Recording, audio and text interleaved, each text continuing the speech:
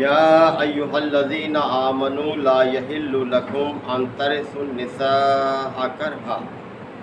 ولا تعضلوہن لتذہبوا ببعض ما آتیتموہن الا ان یاتین بفاحشۃ مبینہ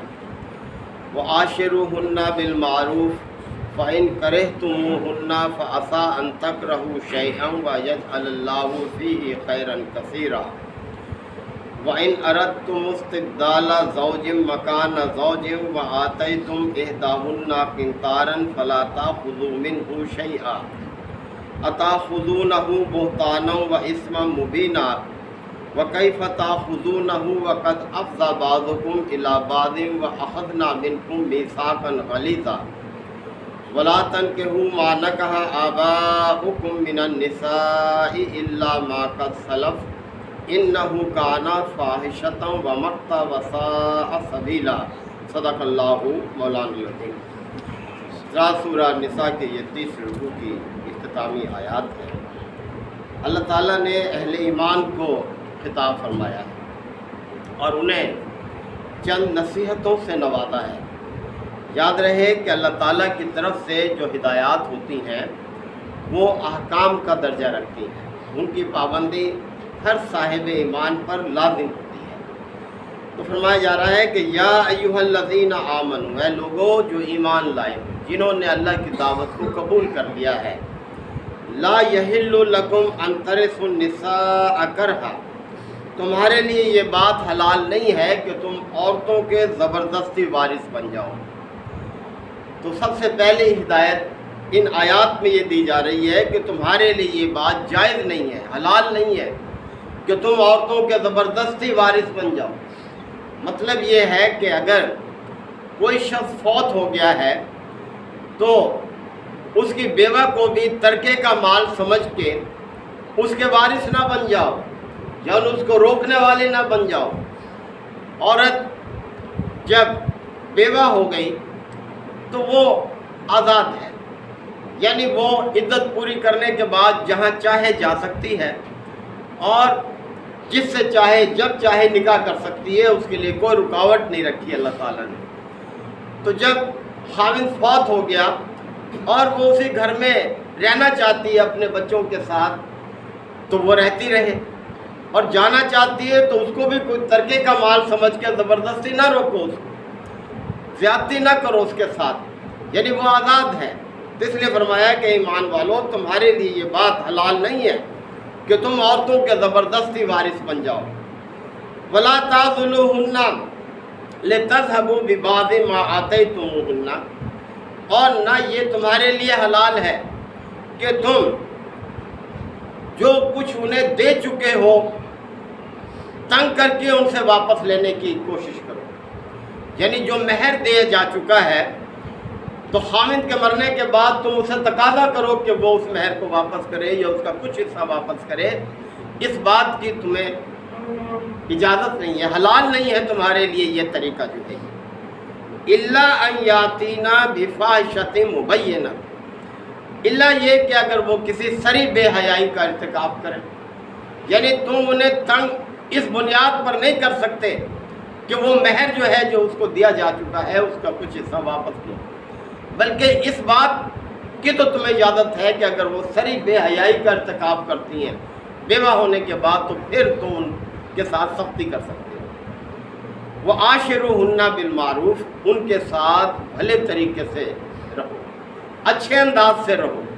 یعنی جو پسندیدہ انداز ہے وہ اختیار کرو ان کے ساتھ، اور وہ اچھا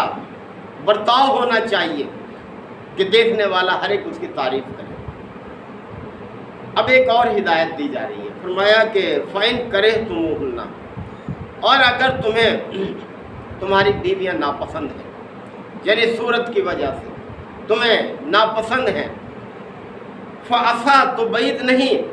ان تَكْرَهُوا شَيْئًا، کہ تمہیں کوئی چیز ناپسند ہو، وَيَجْعَلَ اللَّهُ فِيهِ خَيْرًا كَثِيرًا، اور اللہ نے اسی میں تمہارے لیے بہت سے خیر رکھی ہوئی ہو۔ یعنی تم نے نکاح کیا ہے ایک عورت کے ساتھ اور وہ تمہیں کچھ شکل و صورت کے لحاظ سے نہیں بھا رہی، تو تم جلدی نہ کرو اس کو اپنے سے علیحدہ کرنے کے لیے۔ ہو سکتا ہے کہ اللہ نے اس کے اندر اور بہت سی خوبیاں رکھی ہوں جو اس کی اس خامی پر، اس کمی پر غالب آ جائے، تو اسے ذرا تم موقع تو دو اپنی صلاحیتوں کو ظاہر کرنے کا، لہذا جلد بازی سے کام نہ لو۔ تو اس لیے اللہ تعالیٰ نے ہدایت فرمائی کہ اگر تمہیں تمہاری بیویاں اس کی شکل و صورت کی وجہ سے ناپسند ہے، پسند نہیں آ رہی، تو تم جلدی نہ کرو ان کو اپنے سے علیحدہ کرنے میں۔ ہو سکتا ہے کہ اللہ تعالیٰ نے وہی چیز جسے تمہیں ناپسند، جو تم ناپسند ہے، اس میں بہت سی تمہارے لیے بھلائی رکھی ہو، خیر رکھی ہوئی ہو، لہذا صبر سے کام لو۔ وَإِنْ أَرَدْتُمُ اسْتِبْدَالَ زَوْجٍ مَكَانَ زَوْجٍ، اور اگر تم ایک بیوی کی جگہ دوسری بیوی لانے کا ارادہ کر ہی چکے ہو، اگر تم نے یہ فیصلہ کر ہی لیا ہے، وَآتَيْتُمْ إِحْدَاهُنَّ قِنْطَارًا، اور تم بہت سا مال اسے دے بھی چکے ہو، فَلَا تَأْخُذُوا مِنْهُ شَيْئًا، تو اس سے کچھ بھی واپس نہ لینا، یعنی تمہیں وہ مہر واپس لینے کا حق حاصل نہیں ہے۔ صورت میں یہ ایک بہت بڑی زیادتی ہے عورت کے ساتھ کہ انسان نکاح کرتا ہے اور نکاح کرنے کے بعد اس کو نکاح کے ساتھ اس کو بہت سارا مہر بھی دیتا ہے، تو جب اس کی جگہ کوئی اور بیوی لاتا ہے، اس کو علیحدہ کرتا ہے، تو اس سے مہر کی واپسی کا مطالبہ کرے، یہ اس کے لیے جائز نہیں ہے۔ اور اللہ تعالیٰ نے فرمایا أَتَأْخُذُونَهُ بُهْتَانًا وَإِثْمًا مُبِينًا، کہ کیا تم اس پر بہتان لگا کر اور سری زیادتی کے ذریعے سے واپس لوگے؟ یہ بالکل ایسی ہے جیسے ایک کتا جو ہے اپنی قے کو پھر چاٹنا شروع کر دے، یعنی اس طرح سے ہی۔ تو یہ حق نہیں پہنچتا کسی مرد کو کہ وہ مہر کا حصہ جو ہے وہ واپس لے اپنی بیوی سے، یا پورے مہر کا واپسی کا مطالبہ کرے اور اس کو ناپسندیدہ کر کے اس کو الگ کرے اور اس کی جگہ دوسری بیوی لائے۔ وَكَيْفَ تَأْخُذُونَهُ، اور بھلا تم کیسے واپس لو؟ اللہ تعالیٰ نے اب ایک چیز کی طرف اشارہ کیا، وَقَدْ أَفْضَىٰ بَعْضُكُمْ إِلَىٰ بَعْضٍ، کہ تم ایک دوسرے سے لطف اندوز ہو چکے ہو اور اب تم اس سے اس مہر کی واپسی کا مطالبہ کرتے ہو،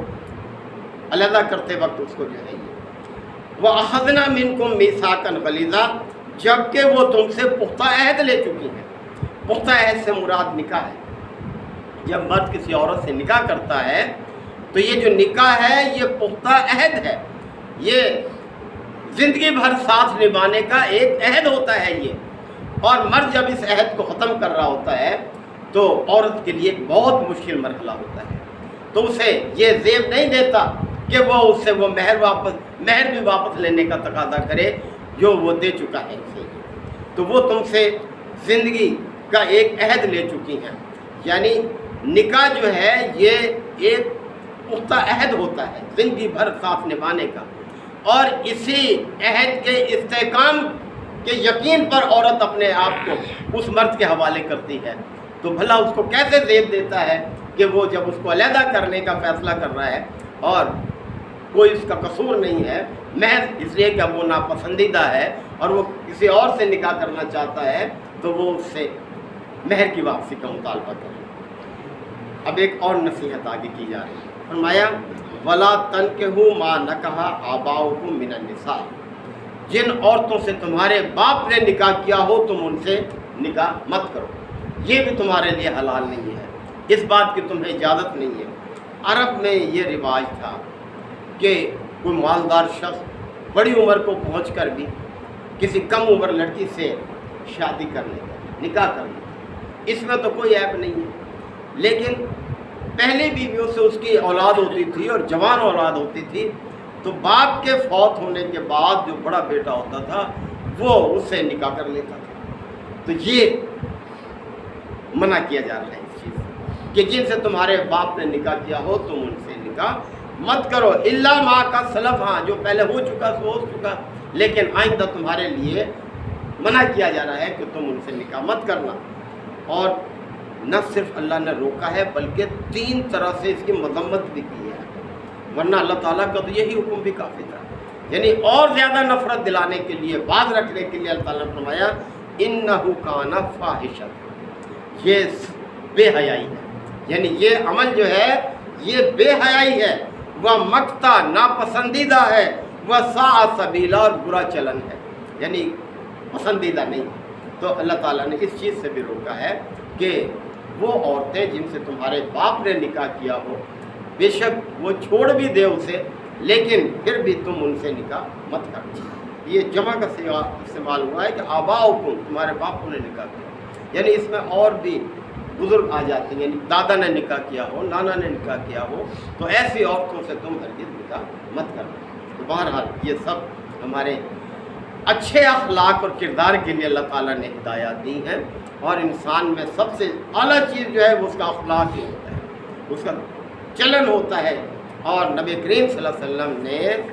اپنی بعثت کے جو مختلف مقاصد بیان کیے ہیں، ان میں ایک یہ بھی بیان کیا ہے کہ انما بعثت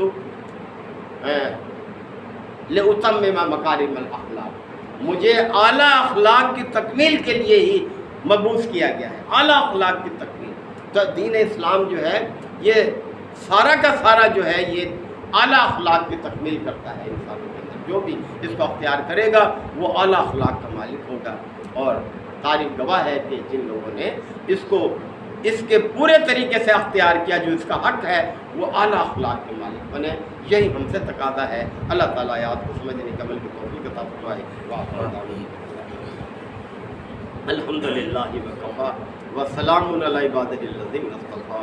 ربنا آتنا فی الدنیا حسنہ وفی الآخرۃ حسنہ وقنا عذاب النار وادخلنا الجنۃ مع الابرار یا عزیز یا غفار یا رب العالمین۔ اللہم انک عفو کریم تحب العفو فاعف عنا۔ اللہم من احییتہ منا فاحیہ علی الاسلام ومن توفیتہ منا فتوفہ علی الایمان۔ یا شافی الامراض اشف مرضانا ومرضى المسلمین۔